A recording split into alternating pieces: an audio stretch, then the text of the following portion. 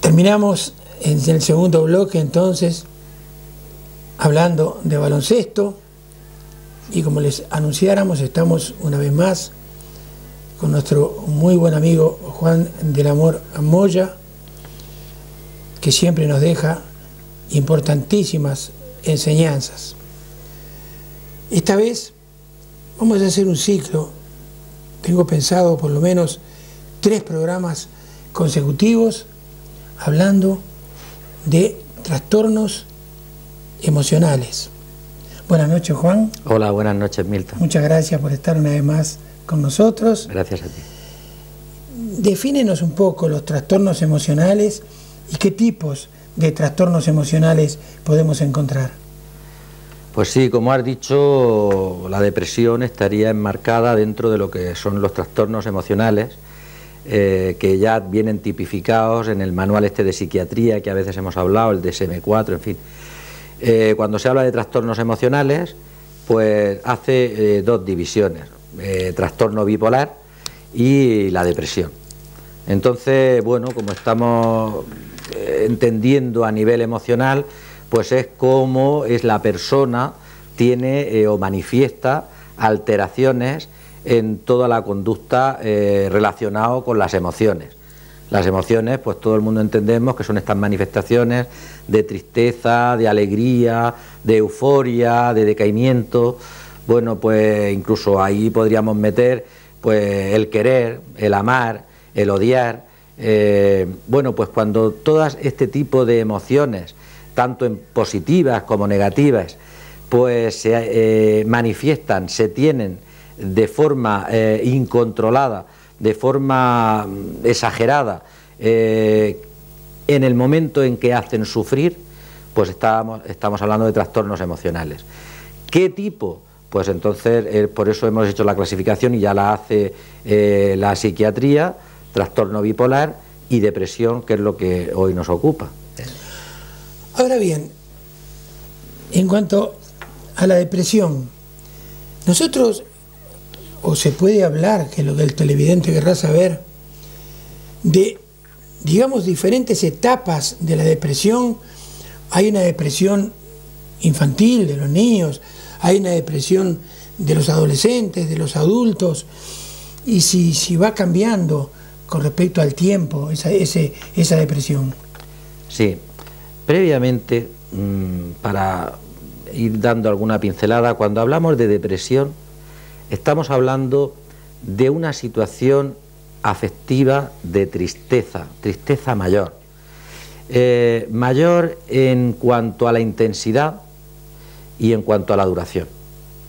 Entonces, cuando esa tristeza, una tristeza interna que a priori no hay motivo, es una tristeza que te hunde, una tristeza que es intensa y además dura, estábamos hablando de depresión. Se habla de depresión mayor, Milton, cuando la tristeza dura unas 2 semanas. Y hablaríamos dentro de la depresión de un trastorno distímico cuando ya te dura más de un mes. Y me dices, ¿hay división? Pues si uno se va al manual de psiquiatría, pues ahí nos habla de lo que es la depresión o trastorno distímico en general. Claro, ya hacer una división exactamente no viene hecha, pero la realidad de la vida, la realidad de las personas, de su momento madurativo, pues nos dice que claro, están las criaturas, está pues de 0 hasta unos 11, 12 años, después están los adolescentes a nivel juvenil, pues todo el periodo adolescente, y estamos los adultos.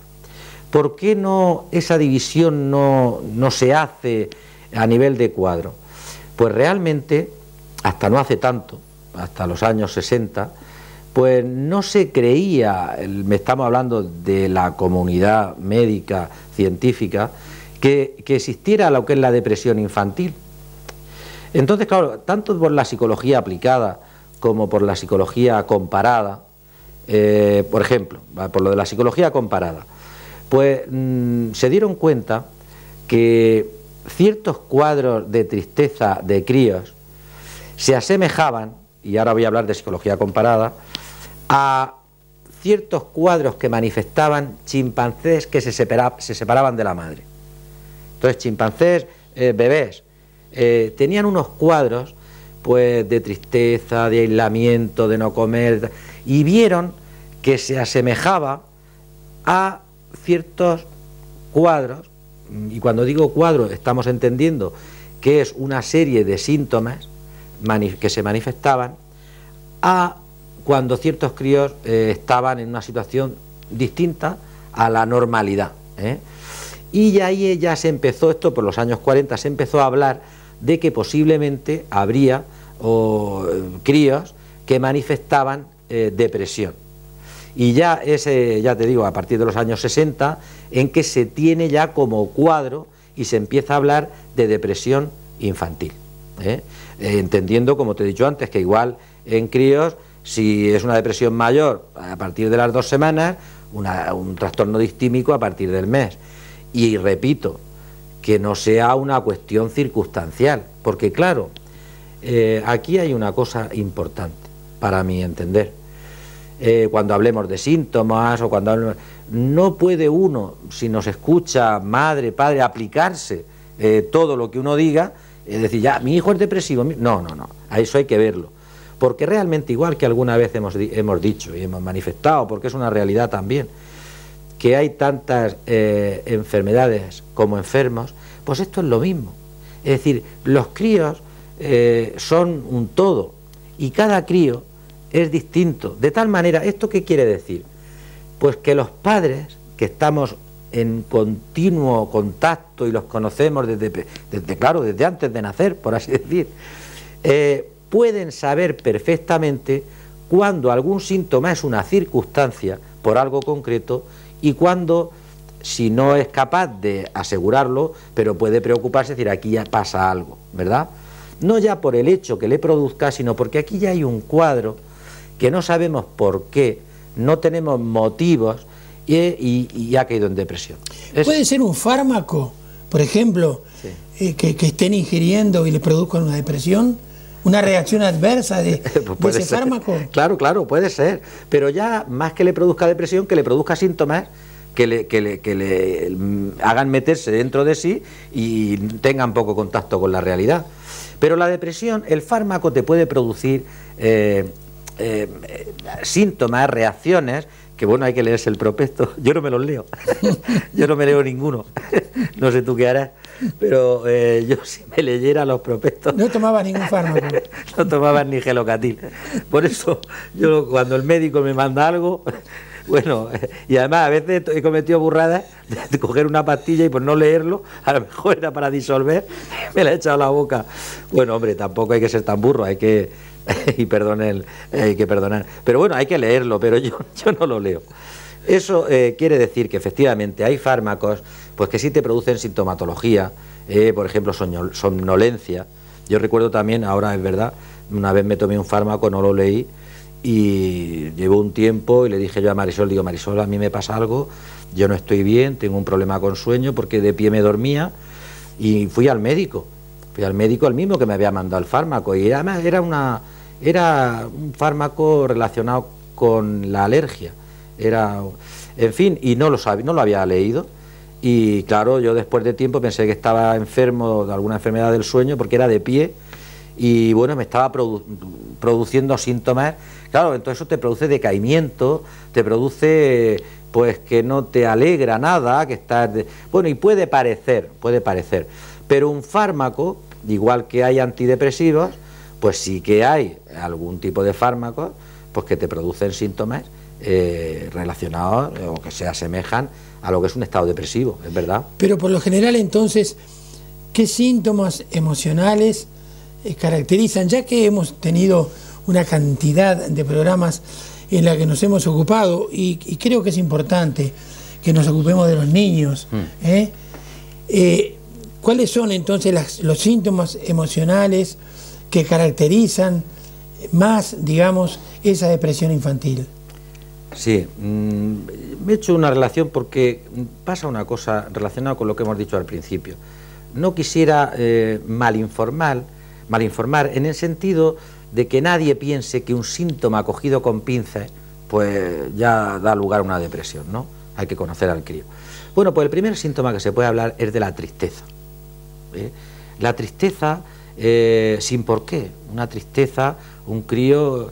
yo voy a decir una palabra que a mí me gusta de vez en cuando meter alguna palabra o palabro murciano, que lo ves abrujado. ¿Sabes lo que significa? Sí, me imagino. Sí, abrujado. Sí, embrujado. Eso se usa...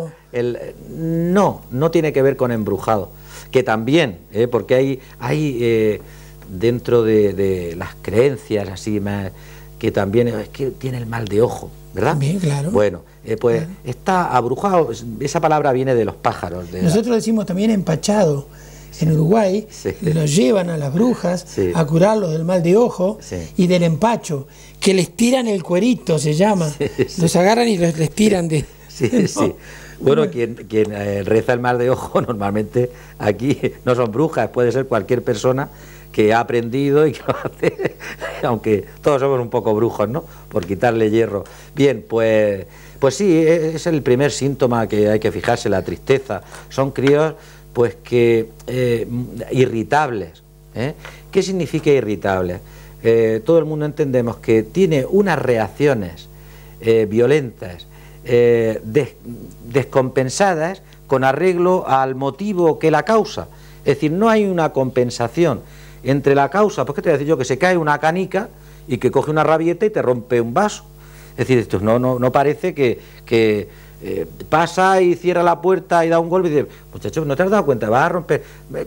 Claro, no tiene relación la respuesta agresiva con el motivo que la causa. Entonces tiene una agresividad. Además son críos cuando, por ejemplo, un detalle, tienen cuentos y tal, y dice que se inventen. El final suele ser un final triste, cuando ellos inventan un cuento, cuando ellos pintan, cuando ellos... Tienen también, hay una palabra, es anedonia, pero bueno, es como... no sienten placer por nada, por el juego, ni por la comida. Por ejemplo, la comida y el sueño se descompensa. Igual les da por dormir mucho que no dormir nada, igual les da por comer mucho que no comer nada. Entonces son críos que también hacen regresiones, a veces lo hemos hablado, en fin, tienen ¿qué te voy a decir yo? 10 años y hacen como si tuvieran 5, se vuelven así como más pequeñicos, críos que a lo mejor han superado pues la enuresis y vuelven otra vez a hacerse pipí encima. Es decir, hacen regresiones, comían solos y tienes que darles tú de comer. Son síntomas, todos estos cuadros. Hay más, si me permite, falta de sentido del humor, que todo está relacionado con esta tristeza. Son críos de baja autoestima, son críos como tienen cierta indefensión aprendida. Esto significa que han aprendido que hagan lo que hagan, da igual, si me va a castigar, ¿y qué más da? Es decir, esa indefensión aprendida hay que desaprenderla. Es decir, hombre, no, si yo hago esto y yo lo hago de esta manera, y si yo soy, como si dijéramos, el protagonista, el autor, el responsable, no tengo que esperar de por sí que esto sea malo. ¿Quiere decir que hay una influencia entonces de la familia o de la escuela o del entorno social? ¿Hay una influencia para que el niño entonces reaccione de esa forma? Bueno, sí, es más complejo y más complicado. Es que me va a perdonar porque hay un síntoma que me gustaría puntualizar. Sí, y luego vamos. Este síntoma es que no se me debe de olvidar porque tiene también ideas, lo nombra, lo dice, de suicidio. Es que esto es importante. No es lo mismo que una criaturica diga, ay, es que me voy a tirar por la... sin venir a cuenta, que cuando es una idea persistente, cuando la verbaliza, cuando... Hay que entender una cosa, esto tampoco hay que sacarlo de contexto, porque realmente la forma más extrema de llamar la atención es esta. Es decir, cuando una persona adulta, un joven, un crío, quiere captar la atención totalmente, basta que verbalice una idea de suicidio, porque la capta rápidamente. Claro, ahí está la pericia, la inteligencia de los padres, del adulto que está escuchando eso, ¿no? Porque puede ser decir, pero bueno, ya es tontería, pero ¿qué tontería está diciendo? Anda, anda, pasa, pasa. ¿Por qué? Le has retirado la atención, la cosa tal. Claro, incluso si es de broma o si es de por algún motivo, porque quiere captar, porque le compres algo tal, y tú también la respuesta es exagerada, ¿qué estás haciendo? Lo que hemos dicho otras veces, estás reforzando, porque si un crío le dice a una mamá porque no quiere comerse el plato o porque quiere que le compren la bicicleta, es que me voy a tirar por la ventana, hijo mío, ¿qué dices? Pero bueno, por Dios, ¿qué tal? Claro, estás llamando la atención, ¿verdad? Entonces el crío ha dicho, tate, aquí. Entonces, cuando es una idea, no de llamada de atención, que también, pero persistente, hay que eso tenerlo cuidado. Luego esto siempre hay que unir lo que vamos diciendo. Es decir, si esto es una situación de cuadro que te dura una semana, 2 semanas, 3 semanas, pues ojo, ojo, porque merece la pena ponerse en manos de un experto. Si es una cuestión de un día, que es una cuestión que es de vez en cuando, que pues eso no tiene tanta importancia. Y luego también tener cositas claras, ¿no? Es decir, esta criatura, porque está manifestando estos cuadros, ¿esto va a ser así siempre de adulto y tal? Bueno, pues esto, las teorías, unas te dicen que esto es la evolucionista, pues que esto es una cuestión que va evolucionando con el tiempo, y dicen que no, que estos son cuadros infantiles del momento y que se ha terminado. Eso es así. ¿De dónde viene todo esto? Me has preguntado, ¿no? ¿De dónde puede venir? Pues es complicado, porque mira, depende del tipo de psicología que uno trabaje, investigue, pues te va diciendo una serie de porqués. Pero realmente, por empezar por el final, la verdad es que no hay un porqué exclusivo. Es una mezcla, una combinación de razones, pero en esa combinación de razones lo que hay que entender es que esa persona, ese crío, esa cría, es vulnerable a nivel genético, es decir, ya estamos hablando de herencia, lógicamente, y si estamos hablando de herencia, también estamos hablando de funcionamiento del cerebro. Ya sabes tú que bueno, ahí hay un neurotransmisor que es la serotonina, hay que trabajarlo, hay que hacerle, luego los antidepresivos están relacionados con la serotonina, que suelen dar en la clave. Es vulnerable a nivel familiar. ¿Qué significa esto? Pues que por circunstancias, y ahora estamos hablando, parece que me hago pesado, pero es conveniente, no de que todos los críos que se encuentren en las situaciones que yo vaya a decir ahora vayan a resultar depresivos, pero ojo, estamos hablando de factores que predisponen, y también a la misma vez estamos hablando de prevención. Es decir, si es una criatura que tiene malas relaciones con los padres, pues son factores que predisponen. Si son unos padres, a veces cuando, no sé si te acuerdas que hablamos de los divorcios, de las separaciones, pues en sí mismo no tienen por qué provocar depresión, pero es un factor que puede ayudar, es decir, esta criatura es vulnerable porque está en un entorno familiar. Si esta criatura tiene un apego conflictivo con la madre o con el padre, pues claro, ya es un factor que predispone.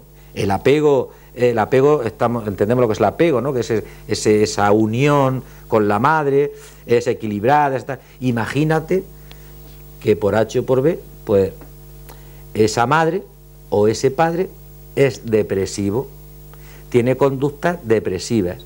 Pues lógicamente en ese apego, ese factor va a predisponer, ¿verdad? Luego a nivel familiar, a nivel de ambiente, imagínate que es un ambiente conflictivo, que es un ambiente que bueno, que ahí es donde va a aprender esa criatura, esa indefensión aprendida, que es un ambiente pobre a nivel estimular. Luego, si hay unos factores que predisponen a nivel orgánico, genético, a nivel familiar y a nivel de ambiente donde se desenvuelve, pues estamos viendo ya que estos son los tipos de factores que pueden influir. Un acontecimiento importante, dramático, pues puede influir. Ahora, que sea la causa exclusiva, pues lo que se cree es que es una combinación de todos estos factores que estamos hablando, que hay esa predisposición, y luego, pues que alguna vez lo hemos hablado, que tu estructura de conducta, que por eso hay personas más vulnerables que otras, pues te predisponga para caer en esa depresión, ¿verdad? Hay personas que vivencian los mismos acontecimientos y no caen en depresión. Pero luego, Milton, cuando se está en la depresión, es que es algo que dentro, vamos a llamarnos los que no están en depresión o los que no estamos, buscamos instintivamente la causa. Nos dicen, es que este crío, es que lo ha llevado al psiquiatra, porque y lo normal es, ¿qué motivos tiene? Si los padres se llevan bien, si los padres son extraordinarios, pero si no, más dedicación no puede tener. Pues si un crío además es listo. Sí, pero es que nosotros buscamos una causa instintivamente, pero es que no existe una causa. Y cuando ya se cae, pues claro, es una multiplicidad de causas y no tiene que ser en el momento. Efectivamente, en el momento hoy tengo una experiencia dramática y efectivamente mi cuerpo, mi organismo, mi mente se sume no ya en una depresión, sino en un estado anímico semejante. Pero eso no quiere decir que yo no pueda salir. Es decir, ante ese acontecimiento puede haber varias reacciones. El problema, imagínate que puede ser una causa dolorosa, una tragedia, el problema es que esto se alargue, porque efectivamente uno tiene que vivenciar el dolor, como solemos decir, hay que cocerlo, pero no se puede alargar ni en intensidad ni en el tiempo. Entonces, cuando pasa cierto tiempo, hay que decir, esto llama la atención, ahí tengo que ir al especialista. Por eso, Juan, la gran pregunta del televidente, del papá, la gran pregunta del papá, de la mamá, es por qué se produce, si es cognitivo, si es conductual, si es biológico, ¿por qué? ¿Cuál es? ¿Por qué se produce, claro, por lo general? Pues el especialista tiene que ver, cada depresión, cada crío es especial y se producen por causas distintas, repito, por multiplicidad de factores, pero hay uno predisponente y eso es lo que hay que averiguar, porque luego cuando se averigua el tratamiento es distinto, ¿eh? Eso no quiere decir que llegue el momento y se combinen los tipos de tratamiento. Y luego también hay otro aspecto importante. No es lo mismo para el especialista, para el profesional, trabajar con una persona en el momento culmen de la depresión, es decir, cuando tiene la crisis, que trabajar para hacer un mantenimiento de que no vuelva a recaer. Entonces, lo más fácil, pues claro, sería decirle a cualquier madre, pues mire, ese es el motivo, no se le va a poder decir. Ahora, si de por sí se averigua con su analítica que es un problema de neurotransmisores en infantil, en juvenil y en adultos, pues tiene que haber un tratamiento sobre ya hemos dicho antes el neurotransmisor, que es la serotonina, para trabajarla. Hay también criaturas que se les altera el sistema endocrino. El sistema endocrino, bueno, ya sabes que está encargado del crecimiento y tal. Bueno, pues ese es el tratamiento. Si el problema es de una autoimagen negativa, si es un concepto bajo de sí mismo, estas personas que dicen que yo no valgo nada, pero es que este mundo es lo que solemos decir, es que el futuro, ¿qué futuro me espera? Bueno, pues entonces la terapia va a ser más de tipo cognitivo. ¿Por qué? Pues porque lo que hay que trabajar es ese tipo de ideas, de conceptos, de imágenes que yo tengo, que no es la realidad de la vida. La realidad de la vida es multifactorial. La realidad de la vida es que hay momentos de alegría, hay motivos de tristeza, y es todo, ¿no? Y cuando uno lucha no siempre alcanza los objetivos, pero bueno, vas avanzando. La realidad de la vida no es siempre triste, no es siempre tan negativa, pues se trabajará más el tipo cognitivo. Si es por una conducta, es por algo que ha pasado, pues yo tengo que aprender de forma conductual a defenderme, a superarlo, cualquier experiencia que uno tenga. Se han separado los padres, bueno, pues eso hay que trabajarlo. O se ha separado un hijo mío, hay madres, oye, que se hunden, bueno, pues hay que trabajarlo, es una conducta que se tiene que trabajar. Entonces, luego, ¿qué tratamiento, terapia suele? Pues suele ser la combinada, tanto a nivel psicológico como farmacológico, bueno, cuando hace falta. Te voy a pedir sí, de que terminemos un poco de por qué se produce y los tratamientos en la segunda entrega. Bueno. Ya hace rato nuestro realizador nos dijo que se nos terminó el tiempo. Tú cortame cuando quieras. Porque es un tema realmente sí, que tres programas no nos van a dar para todo lo que yo sé, bueno, que tú tienes para decirle al televidente. De todas maneras, muchas gracias. La semana que viene lo van a tener de nuevo a Juan del Amor con ustedes, siguiendo con el tema de la depresión infantil, pero como les decía antes, les va a hablar de los adolescentes, les va a hablar de los adultos, en fin. Ahora vamos a pasar al cuarto y último bloque de la noche de hoy, en el que vamos a recibir una vez más al director y a la subdirectora del área de salud de la zona 4, la doctora Juana Fernández Cuenca y el doctor Blas Luis González Pina, quienes nos estarán hablando de los problemas, ventajas y desventajas de los enfermos aquí en la zona 4, reitero, de Murcia, y en un programa subsiguiente estarán respondiendo a las preguntas que ustedes nos han enviado a lo largo de este último mes. Nada más, después de los sanos consejos de siempre, nos vamos al hospital de Caravaca.